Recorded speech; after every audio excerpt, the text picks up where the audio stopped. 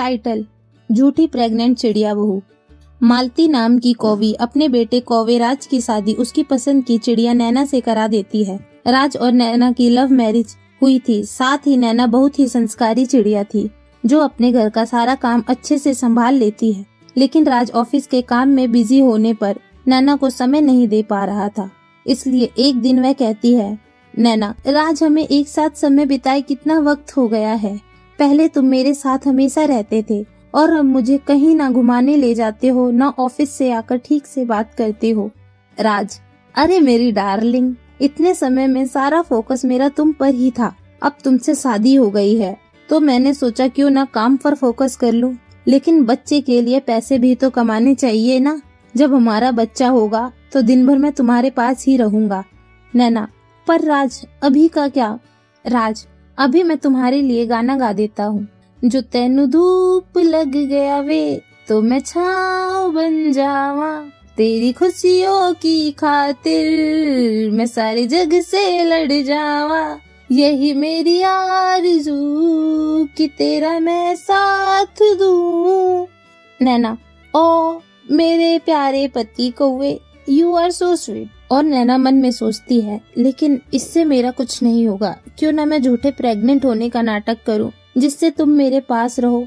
इस तरह दोनों सो जाते हैं। अगले दिन जब वह ऑफिस जाता है तो नैना उसके सामने उल्टी करने की कोशिश करती है और बोलती है, नैना, मेरा जी बहुत खराब हो रहा है, मुझे चक्कर भी आ रहे हैं, उल्टी भी हो रही है। राज: रुको, मैं तुम्हारे लिए पानी लेकर आता हूँ। नैना: नहीं नहीं राज, मेरा कुछ खट्टा खाने का भी मन कर रहा है, इमली लेकर आ जाओ। राज उसकी बात सुनकर अपनी माँ से इमली लेने जाता है तो मालती उसे इमली लेने की वजह पूछती है, जिससे राज सब बता देता है। और मालती अपनी अकल लगाकर बोलती है, मालती, अरे पागल, अब तेरी नैना को सिर्फ इमली नहीं बल्कि और भाई खट्टी चीजें खाने का भी मन करेगा, क्योंकि तू पिता बनने वाला है और वो माँ। राज: सच माँ, पिता बनने वाला हूँ। और आप दादी, मुझे यकीन नहीं हो रहा। देखना माँ, अब मैं अपने बच्चों के लिए क्या क्या करता हूँ। आज मैं ऑफिस नहीं जाऊँगा, मैं नैना के साथ रहूँगा।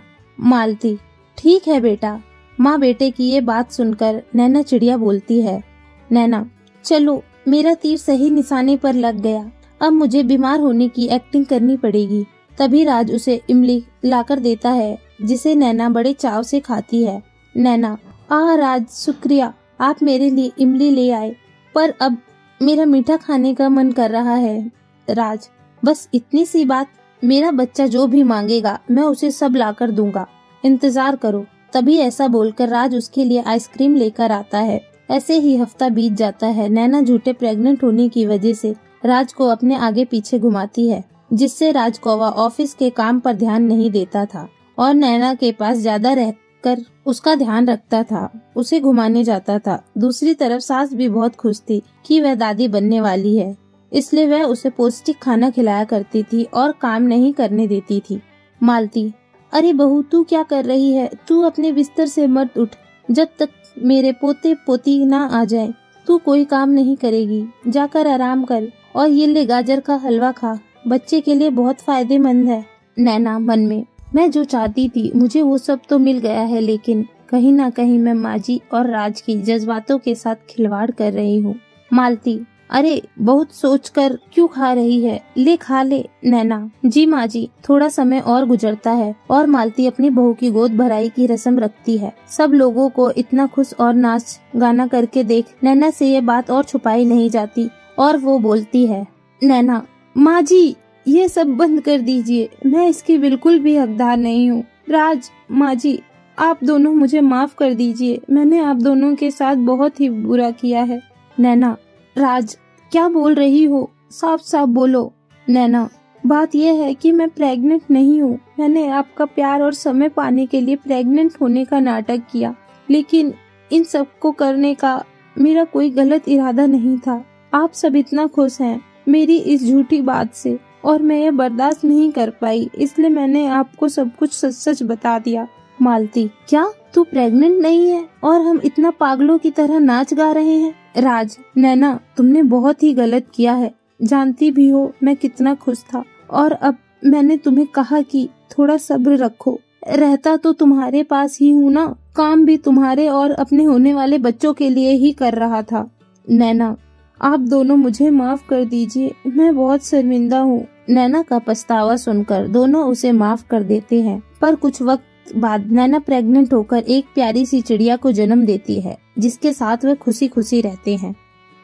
टाइटल: चिड़िया की सर्दी। एक बहुत बड़े घने जंगल में सुधा चिड़िया अपने पति विकास कौवे, अपनी सास निर्मला कौवी और बेटी पायल के साथ रहती थी। सर्दी का मौसम शुरू हो गया था, जिससे पायल चिड़िया को बहुत ठंड लगती है। तभी उसका पिता उसके लिए टोपी और मूंगफली लेकर आता है और कहता है, विकास, अरे मेरी पायल बिटिया कहाँ है? ये ले, तेरे पापा तेरे लिए मूंगफली और टोपा लेकर आए हैं।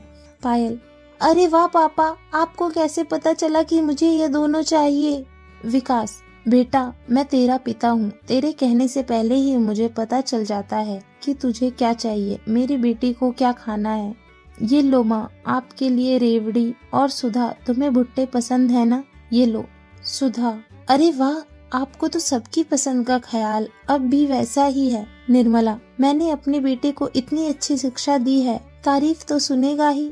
विकास: अरे माँ, फिर से वही सब बातें लेकर बैठ गई हैं। आइए हम सब गर्मा गर्म मूंगफली खाकर मजे लेते हैं, वरना ठंडी हो जाएगी। इस तरह वह सब एक साथ बैठकर मूंगफली खाते हैं और उस टोपे को पहन लेती है। वक्त गुजरता है, अचानक से विकास की तबीयत बहुत ही खराब हो जाती है, जिससे वह मर जाता है। तभी अपने बच्चे की ऐसी हालत देखकर निर्मला कहती है, निर्मला: हे भगवान, मेरे बच्चे को ये क्या हो गया है? इतनी रात को ये कहाँ गया था ठंड में? पायल: दादी, पापा मेरे लिए आज भी मूंगफली लेने गए थे। निर्मला: क्या इतनी रात में तुझे मूंगफली खाने की पड़ी थी? तेरी वजह से मेरा बेटा मूंगफली लेने बाहर गया होता और ना उसका ये हाल हुआ होता। अब मैं तुझे और बर्दाश्त नहीं करूँगी। जा, निकल जा मेरे घर से। बच्चों को भी यहाँ से ले जाइयो। सुधा: नहीं माँ जी, ऐसा मत कीजिए, मैं अपनी बच्ची को लेकर यहाँ से कहाँ जाऊँगी। निर्मला: कहीं भी जा कर मर, लेकिन यहाँ से जा। ऐसा कहकर निर्मला कौवी भरी सर्दी में अपनी पोती को अपनी बहू के साथ बेघर कर देती है, जिसके बाद ठंड से ठिठुरते हुए यह एक पेड़ के अंदर बनी खोखली जगह में खुद को उस ठंड से बचाने की कोशिश करते हैं, जहाँ बर्फ पड़ रही थी। पायल: माँ, मुझे बहुत ठंड लग रही है, कुछ कंबल दो ना। सुधा: बेटा, मैं क्या करूँ, मेरे पास तो कुछ भी नहीं है जिससे मैं तेरी ठंड को रोक सकूं। घर से बेघर हो चुके हैं हम। ऐसा कर, तू मेरे पंख में आ जा, मैं तुझे ठंड से बचा लूंगी। पायल: पर माँ, आपको भी तो ठंड लग रही है, इतनी ठंड में आप कैसे रहोगी? सुधा: तू मेरी चिंता मत कर, मेरे लिए तू जरूरी है अब इस दुनिया में। जैसे तैसे माँ बेटी को उस घनघोर ठंड से रात गुजार लेते हैं। अगले दिन वह एक पेड़ से फल तोड़कर खा लेते हैं। ठंड से जूझते हुए दोनों चिड़िया एक अमीर घर के घोंसले में पहुँचती हैं, जहाँ सुखबीर तोता अपने काम पर जा रहा था कि सुधा चिड़िया गिड़गिड़ाते हुए उससे काम मांगती है। सुधा: सेठ जी, मैं आपके आगे हाथ जोड़ती हूँ, मुझे काम दे दीजिए। दरअसल मेरे पति गुजर गए हैं और सास ने मुझे बेघर कर दिया है। मेरी छोटी सी बच्ची है, आप मुझसे जो भी झाड़ू पोछे का काम करवाएंगे मैं सब कर दूंगी, पर मुझे काम दे दीजिए सेठ जी। तोता: अरे हट हट, क्या सुबह सुबह भिखारन की तरह भीख मांगने आ गई है मेरे पास? ऐसे कोई काम नहीं है यहाँ, जा यहाँ से।